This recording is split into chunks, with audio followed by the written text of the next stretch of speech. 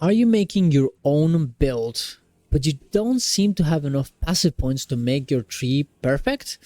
Well, I have a nice trick that might help you save upon passives that you might probably not want at all. Subscribe to the channel for more content like this. Go to my Ko-Fi if you want to support my content. Go to my Twitch to watch me live. And let's get into it. So you can see here my passive tree right now, kind of. This was actually transported into the website Maxroll. This is actually a very, very nice thing to use if you want to try out and, check what you can do in your tree, as you don't actually have to spend your points. You can just, kind of experiment with it. You'll see on the bottom how many points you actually end up having. So you can, put this one and instantly just refund everything instead of paying gold inside of the actual game. And whenever you want to get to something, it'll instantly complete the path for you, which is very, very nice. And this is the tree that I had at least before doing this. You can see right here, I put a lot of notes into pathing through different places. I wanted to get this, I wanted to get that, and really I wanted to get the resonance rate for my build to actually make sense at all. So I had to go through this path to get there. I really wanted to get my one with the storm to get additional power charges as well. So I had to go through here. I really wanted to get my Falcon technique to get increased attack speed for 15 dexterity. So I had to go here, and I really wanted to get my coming calamity to have more damage with my heralds as well. So all of this made me go through all of these spots. And for the last thing as well, I also wanted to get my mindful awareness to get a lot of evasion rating. And originally, when I started the game, I went through this path right there because I didn't know defenses at all. I didn't know I actually wanted evasion. I just wanted more damage. That's how I think in my life. So I ended up going through this instead.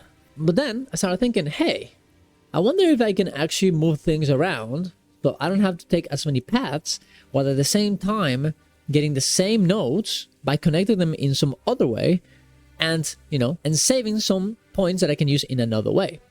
And that's what I started doing. I realized that actually I didn't need some of these things right here. For example, I didn't really need to have two things going to the same spot. I could instead actually unallocate all these things here and save some points. Very, very nice. Look at all those points. 4 points for not that are free now. I could actually not even get this, as it's actually not that important now because I didn't need to pass through this entire spot. I could just go through this spot, get this, and get through here. Originally, I also had this connected through here because I went through this side and I also go through this side. So I ended up unallocating all of these 3 points right there. Originally, I went through this entire spot here to get to one with the storm. But I realized that I could instead go through this lane in this part here to actually get 25 dexterity with this proficiency. And we don't need those 2 attributes right there as well. We can just go through here. I could also do the same thing through this spot if I wanted to connect this here. It would cost me 4 points, but if I wanted something for this side of the tree, I could actually connect this right there, like this. Boom. And then unallocate all the things on this side with no issues and no repercussions. And now I can actually calculate which path gives me more or less points depending on the setup. This way, I can actually go through this part of the tree better, but it costs me 98 points in this case. And this way, it costs me 95, but I cannot access this part of the tree as well as this part of the tree. So using this tool, you can actually compare, change it up, see each save up of your tree options, and click them to calculate which way is the best to do it while not having to pay at all. I'm not gonna lie, while doing this video, I've been really discovering a few things of this tool and I'm in love with it. I think I'm gonna use it a lot. And of course I'm using this for Monk, but you can use this in any part of the tree that you have for your own build, and this will make it super, super, super easy to actually deal with. Because honestly, guys, when you see all this pathing, all these nodes, you get a bit scared. I get it. But this way, it's way, way easier. And if you're doing your own tree, I will always recommend to start slow, okay? You just go very zoom in, go one for one and be like, oh, I want that one. And then, oh, well, actually, maybe I want this one. Oh, and then maybe I want this power charge, the power within. Oh, yeah. And oh, there's something close to that. Oh, that's awesome. There's some Echoing Frost for my elemental build. Awesome.